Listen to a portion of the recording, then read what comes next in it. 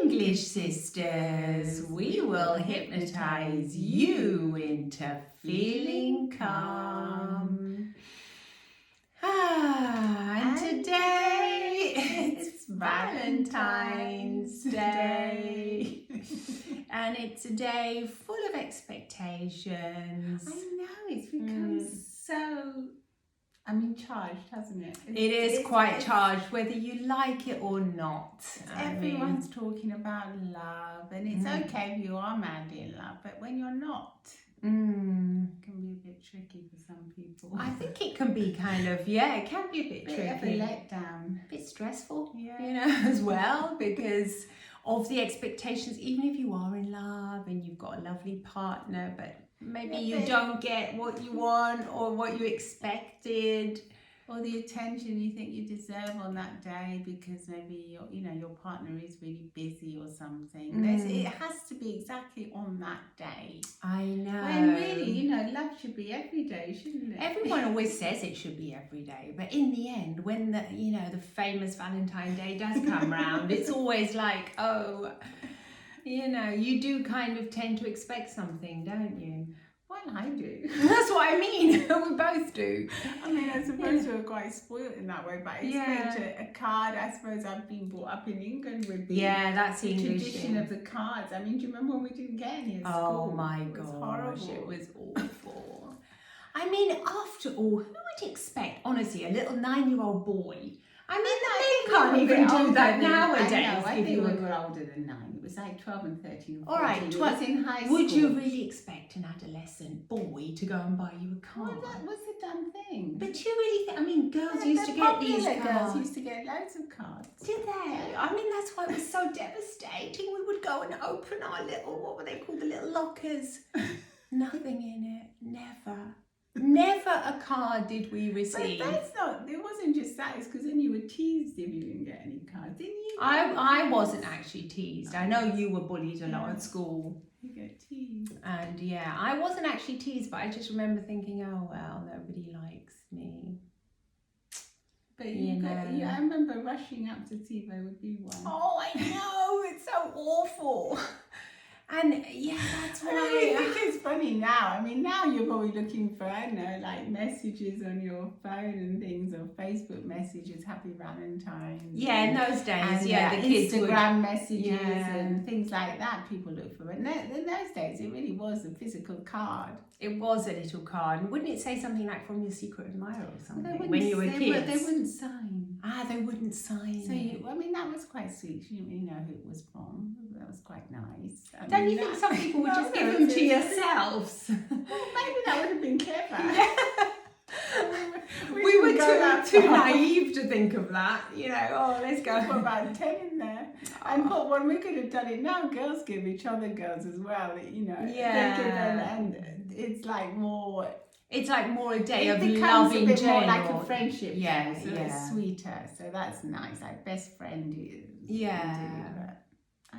I don't know. But in the end, there's a lot of expectations. Yeah, there is. And I just think, let's get rid of those expectations. Would you like to get rid of Valentine's Day? No, I don't have to get rid of Valentine's Day, but I do think that I do kind of. It's become very commercial now, hasn't it? And the pressure of it, I don't really want to feel that kind of pressure. I suppose in a way it's a bit like Christmas, and it's not religious, but it's like it forces you to think about love on that day. So really there's a lot of pressure on you as well, because you kind of reassess your relationship.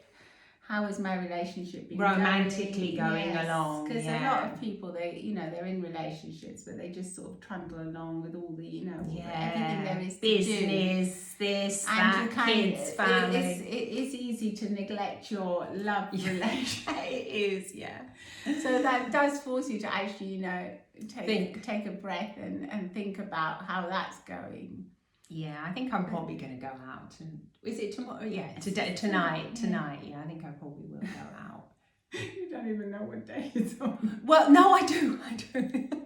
No, but I think it is sweet. But I don't really want to go to the local pizzerias or whatever, and it to be packed with people. Yeah, because it might not be packed. It probably won't be. It'll be just little couples. Yeah, it's kind of like all little. And at think what's the message is that to love others and just love yourself as well. Because I think if you are looking for love, the easiest way to find love is, you know, be happy with yourself, and that's when it'll just. I think, yeah, love is such a big word, but I mean, just start liking yourself, which is what I always think is the best way. Just start thinking, okay, if I was my friend, what would I like about myself? Because if you're a bit scared of the word love and you think it's too much, just think, what would I like? What qualities do I like about myself? But what if you don't like any? A lot of people don't like any, but then when you actually ask yourself that question, look, come on, let's face it, even our toughest clients do like something about themselves. Yeah, they like the fact, like the other person the other day, the fact they were so punctual. There's always something they're going to like about themselves. Yes. But they don't necessarily have to love themselves yet. It can be difficult. It can be difficult, but especially if there wasn't that much, perhaps, love shown in your childhood family. So then it can be even harder to sort of appreciate your own values and how great you really are. It's hard. Often you see other people tell you that. But I think, you know, if you actually can start. But I think if you're suffering from a bit of low self-esteem, you don't really acknowledge that, do you? You don't, but if you ask yourself the question, this is the trick. What do I like about myself? You're going to find something you like and then build on that. So I like the fact that I'm reliable, or I'm good at what I do in my job, or whatever. Then you can build on that and say, yeah, I would, you know, that's really great about me. Start building sometimes yourself. You can think about what your friends or people close to you, what they say about you, what you know that they like about you, what they come to you for.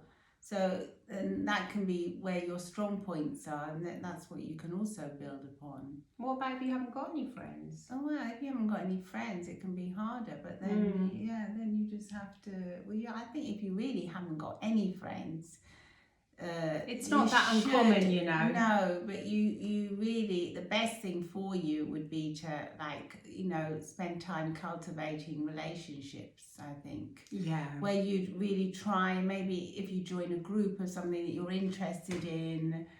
I mean, the usual advice. That haven't got. If you're extremely lonely and you really haven't got anyone to rely on, well then yes, go to your local group. Because a lot of times you have colleagues, but then when it comes down to they're not like real friends. No. Real friends, yeah.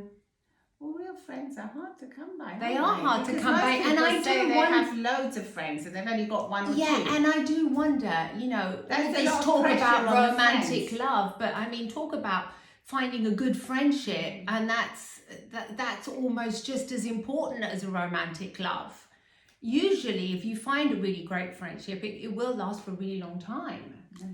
So, I mean, that's something to. But I think then that's like. Then you have to, I think you really do have to make a conscious effort to do things where you can meet people. Yeah. So there's lots of meet-up groups that are maybe around the books that you like, or the hobby that you're into, or there's something that you'll be, you know, something that will click. Slightly drawn to sewing. Even if it's at first you think, can't be bothered to do that, but you know, try and do it. Even if you do live, humans need connection. So if we I know they need connection, but it's not always that easy to find all these friends that say the things they like about you. I mean, colleagues say things they like about you. Colleagues do. If they're nice, they appreciate you. Yeah. Some people don't actually like in England, people don't. They're not that communicative, are they? About your. Well, no, I'm thinking like if you work in a lab or something, they might not be telling you how great you are all the time. Yeah. It depends where you work. Well, I think that's when you have to go and like play communal, like maybe go and play board games or do something where you can actually talk to people, because if you just go out, you know, for drinks and that, you don't really get much time to meet people. Especially where it's so loud in those pubs. Find an interest, something you're interested in, study something new. Yeah, we actually met lots of friends with the NLP that we started, this neuro-linguistic programming, and that really, you know, opened up a massive field of lovely people. And also it's people that have the same interests as you, so that's really lovely as well, because you've got things to talk about. And then I mean, isn't that, you know, if you haven't got that, do it to, you know, like today, St. Valentine's Day, go and do something like that. It's really ridiculous. Join something new, do something where you're going to get people who like you. I mean, even just like now we were saying, a Facebook group, we've got one of our very close dear friends that we were just writing to on Instagram. And we've known this lady for like 10 or 15 years now. We've never actually met her. We've never met her in person, but we feel it's really close to her. So it can, you know, it can even be like virtual, like you've never actually met in real life, but you feel close to someone. That's already helpful, because that'll help you, you know, realize what your qualities are, and you receive a little bit of love as well. Yeah, learn to take what they tell you think as well. Learn to receive compliments. Yeah, receive it. So if they say, if you can even ask somebody, is there anything you like about me? I mean, and they might start reeling it off, or they might be a bit surprised and then start. And then whether you can say, I'm doing this exercise. Yeah, open. Is there anything you like? This is what I like about you. Yeah, open up and receive it. You know, think this is a gift they're giving me. Let me open it and not just dismiss it and like throw it away. It's really special what they're telling me. And then elaborate on those thoughts, those words that they said. Think about them during the day, like when you're in the bathroom, in the shower, you know. And if you are expecting flowers and you don't get them, you know, don't be too upset. Well, we're probably not going to get them.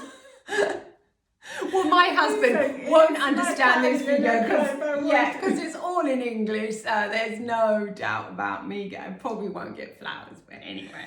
Anyway, we don't mind. We don't care. They love it. Well, I do care, actually.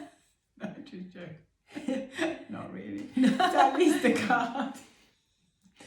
I think it's like a bit like Christmas if you don't get any presents. If you're expecting something and you're used to getting something, it's a different thing. But I mean, if you're just starting a relationship and your partner doesn't happen to give you flowers or the traditional chocolates.